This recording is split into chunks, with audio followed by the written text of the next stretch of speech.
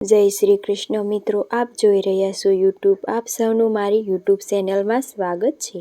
મિત્રો, આજે આ વિડીયોમાં આપણે સાંભળવાના છીએ તારીખ 3 જાન્યુઆરી 2026 શનિવારના દિવસે આવતી પો માસની પૂર્ણિમા એટલે કે પોષી પૂનમ પૂર્ણિમાનું મહાત્મ્ય વિશે તથા આ દિવસે શું કરવું શું ન કરવું, આ દિવસે ખાસ ઉપાય કયા કયા, ભાઈ બહેન પવિત્ર તહેવાર તરીકે આ પો માસની પૂનમનું વ્રત પણ રખાય છે. પોષી પૂનમના દિવસે ભગવાન વિષ્ણુ અને માતા મહાલક્ષ્મીનું પૂજન કરવાથી સુખ સમૃદ્ધિ આવે છે.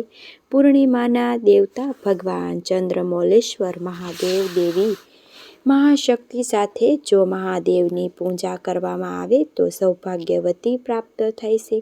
આજે સ્નાન, દાન, જપનો ઘણો મહિમા છે. પો માસની પૂર્ણિમાના દિવસે સંકલ્પવાસી શરૂઆત થાય છે.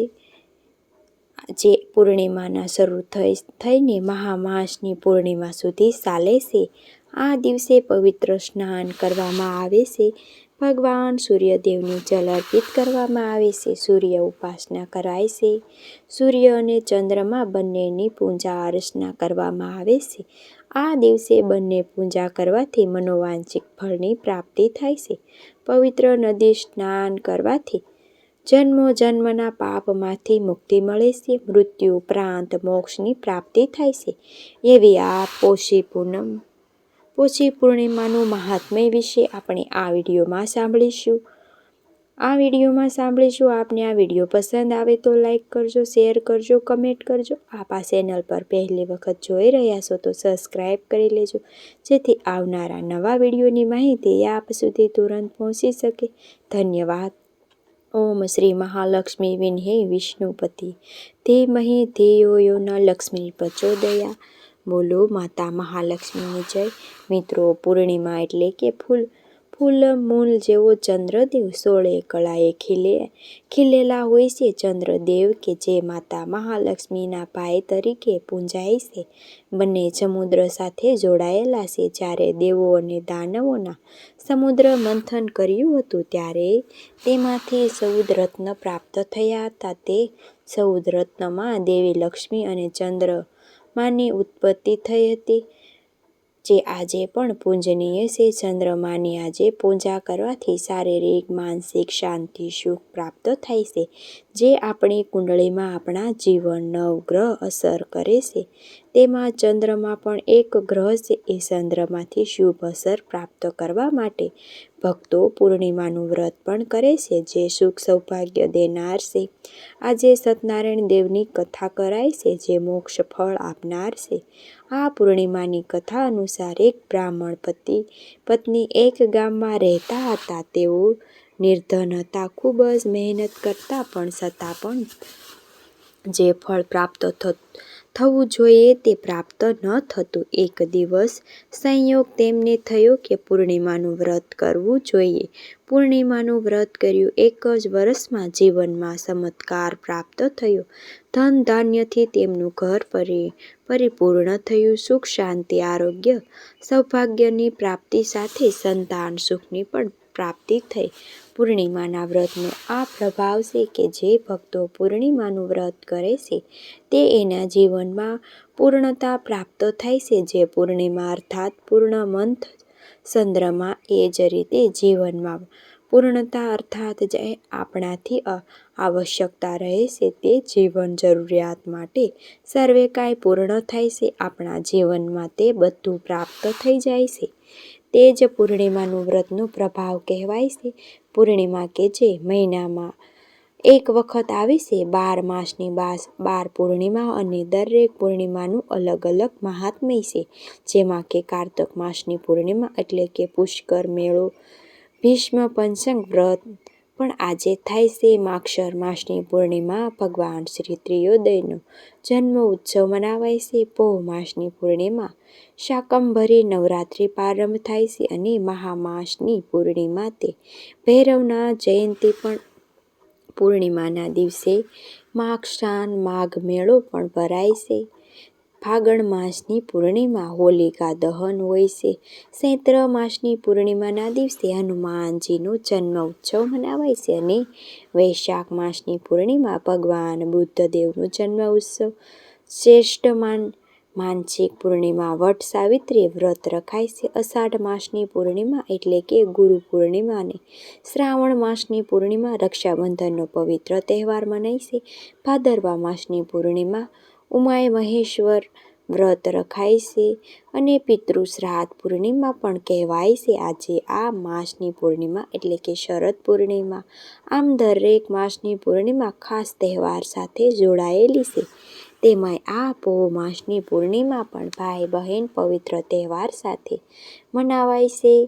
આ પોષી પૂર્ણિમાનું બહેન ભાઈ માટે વ્રત રાખે છે અને આકાશમાં જ્યારે ચંદ્ર ઉદય થાય છે ત્યારે ચંદ્ર દર્શન કરીને ભાઈની સામે આ વાત ખોલે છે કે એક રોટલો જે કાણાવાળો હોય છે વચ્ચે તેમાંથી ચંદ્રમાના દર્શન કરીને બહેન ભાઈને પૂછે છે કે પોષી પૂનમડી આકાશે રાંધ્યા અન્ન. ભાઈને બહેન રમે કે જમે? ત્યારે ભાઈ બહેન આ 3 વખત પૂછે છે. ભાઈ 2 વખત રમે એવું બોલે છે અને ત્રીજી વખત બોલે છે જમે. ત્યારે ભાઈ બહેન બંને પૂર્ણિમાનું વ્રત પૂર્ણ કરે છે અને બંને એકબીજાને કોળિયો ખવડાવી પ્રેમથી વાલથી ભોજન કરે છે. પૂર્ણિમાના ચંદ્રમાનું મહત્વ એટલા માટે પણ છે કે આજે ચંદ્રમાનું દર્શન કરીને ચંદ્રમાના પ્રકાશ નીચે જો ભોજન કરવામાં આવે તો તે પણ અમૃત તુલ્ય બની જાય છે. એટલા માટે આજે ભાઈ બહેન ચંદ્રમાના પ્રકાશમાં બેસી ભોજન કરે છે. જો કે ઘરના દરેક સભ્ય પણ આવું જ કરી શકે છે. પહેલાં જમવાના આ જ રીતે અગાસી ઉપર લોકો ભોજન કરવા માટે આવતા હતા. હવે તો બધું રહ્યું નથી, પરંતુ આજે પણ પૂર્ણિમાનું આટલું જ મહત્વ છે. પૂર્ણિમાના પ્રકાશમાં 10 મિનિટ, 15 મિનિટ, અડધી કલાક આપણે બેસી શકીએ તો પણ સારું, આપણા સ્વાસ્થ્યમાં લાભ પ્રાપ્ત થાય છે. પૂર્ણિમા કે જે ચંદ્રમાના અમૃત છે, અમૃત ધરતી ઉપર વરસાવે છે, તે અમૃતનો આપણે લાભ પ્રાપ્ત થાય છે. રોગ કષ્ટ મટે છે. પૂર્ણિમાના દર્શન અને પૂજન મહત્વ છે. એટલું જ નહીં કે આજે ખાસ કરીને ભક્તો પૂર્ણિમાનું વ્રત રાખે છે તેને કોઈને કોઈ પ્રકાર કષ્ટ હોય, તે પીડા હોય, ચાહે શરીરની હોય, માનસિકની હોય, સમાપ્ત થાય છે. જીવનમાં કલહ હોય તો પરિવારમાં વચ્ચે અશાંતિ હોય તે પણ પૂર્ણ થાય છે. જો ચંદ્ર સંબંધિત ગ્રહ પીડા હોય તે સમસ્યાની પણ મુક્તિ મળે છે.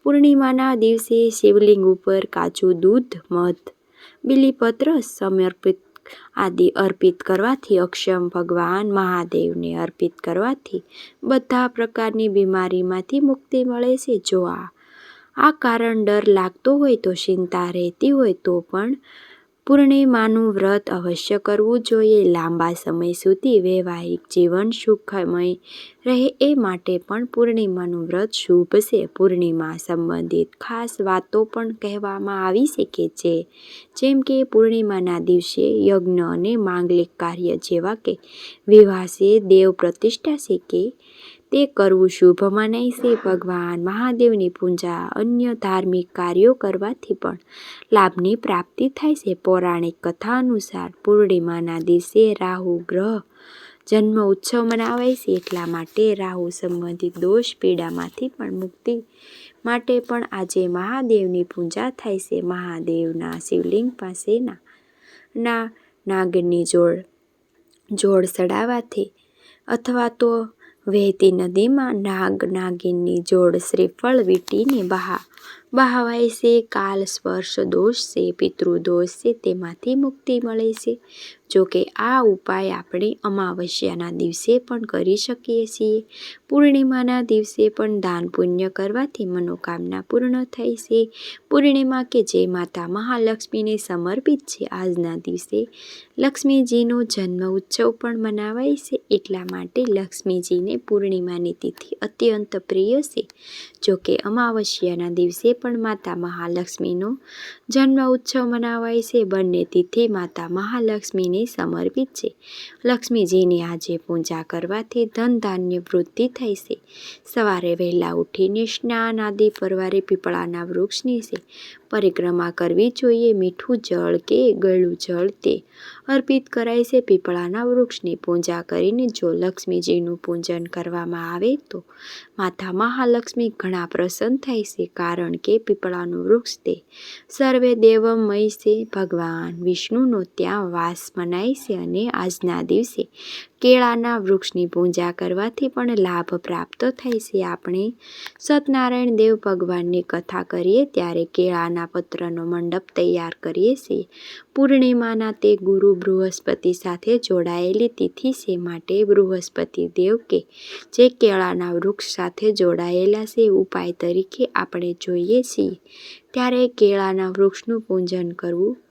ધૂપ દીપ નિવેદ આદિથી તે જીવમાં સૌભાગ્યવતી આપનાર છે. ગુરુ ગ્રહ પણ મજબૂત થાય છે. દરેક પૂર્ણિમાના દિવસે સાબુદાણાની ખીર બનાવી માતા મહાલક્ષ્મીને ભોગ ધરવો જોઈએ. અથવા ચોખાની ખીર છે તે પણ માતા મહાલક્ષ્મીને ભોગ ધરીને તેનો પ્રસાદ ધરવામાં ઘરમાં સૌ કોઈને આપવો જોઈએ. આમ કરવાથી ઘરમાં ધનનું આગમન થાય છે. માતા મહાલક્ષ્મીની કૃપા રહે છે. પ્રત્યેક પૂર્ણિમાના દિવસે સવારે વહેલા ઉઠીને મુખ્ય દરવાજા પાસે લીલા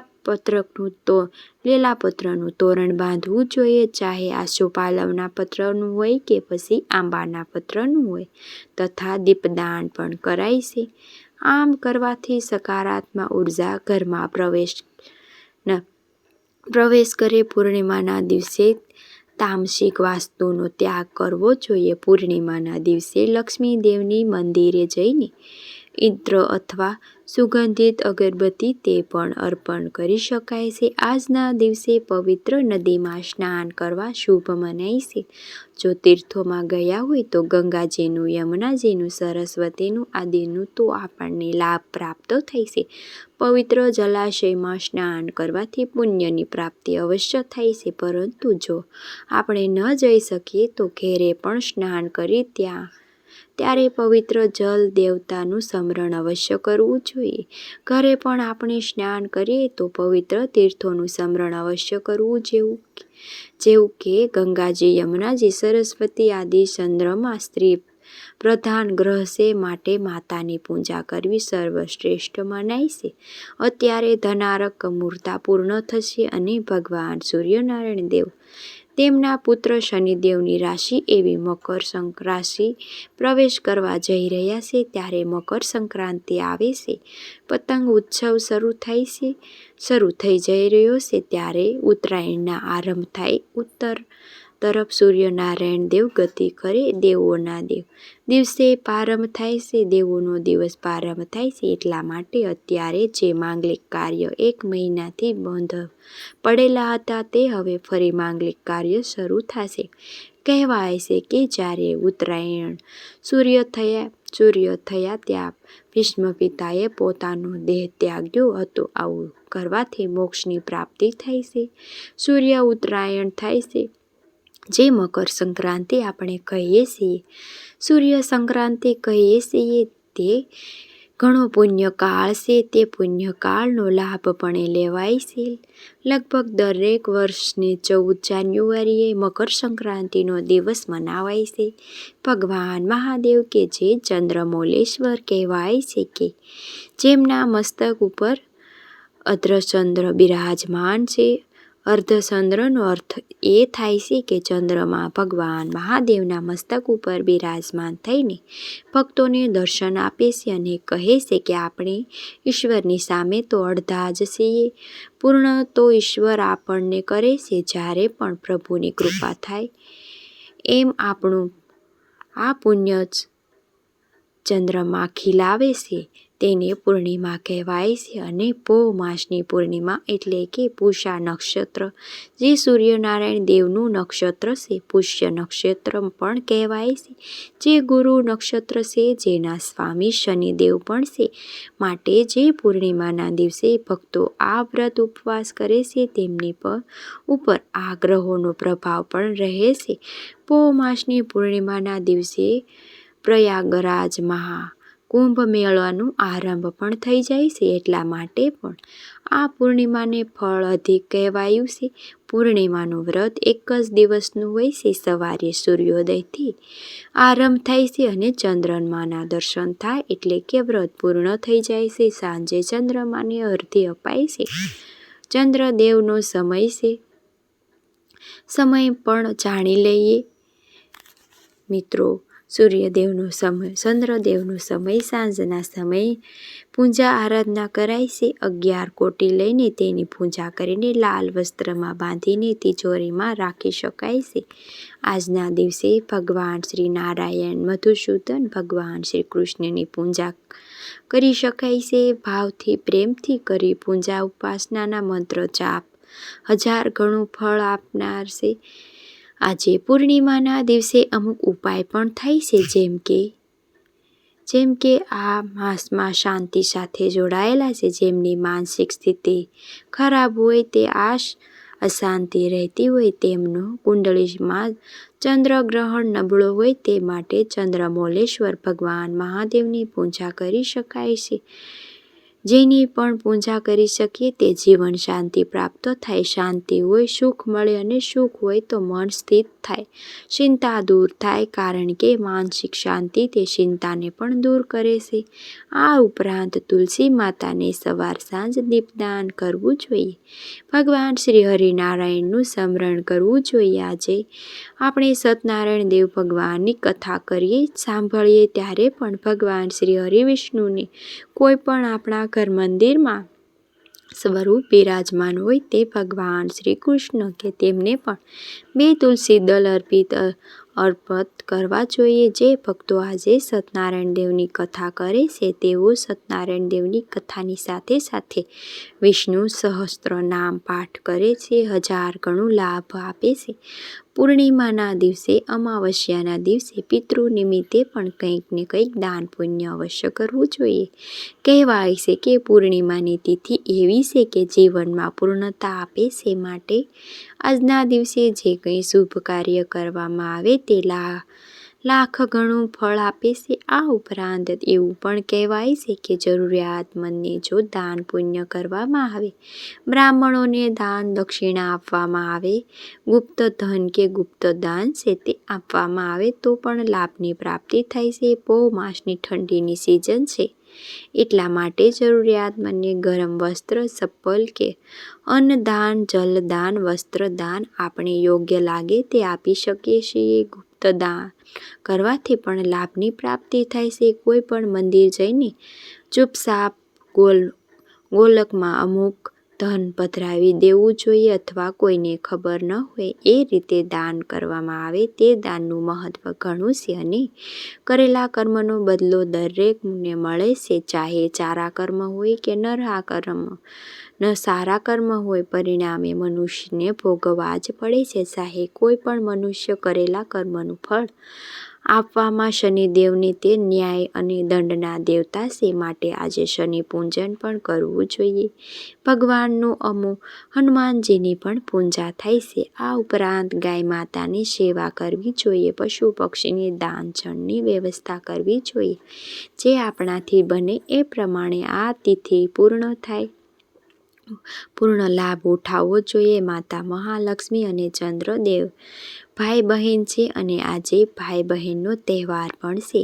પોષી પૂનમ એટલે કે માને ચંદ્રદેવની પૂજાની સાથે માતા મહાલક્ષ્મીના મંત્ર જાપ પણ કરી શકાય છે. ચંદ્રદેવનો મંત્ર છે ઓમ સોમ સોમાય નમઃ. મિત્રો, મને આશા છે કે આપને આ વિડીયો જરૂર પસંદ આવ્યો છે. મને સાંભળવા માટે ધન્યવાદ. આપ સૌને મારા જય શ્રી કૃષ્ણ.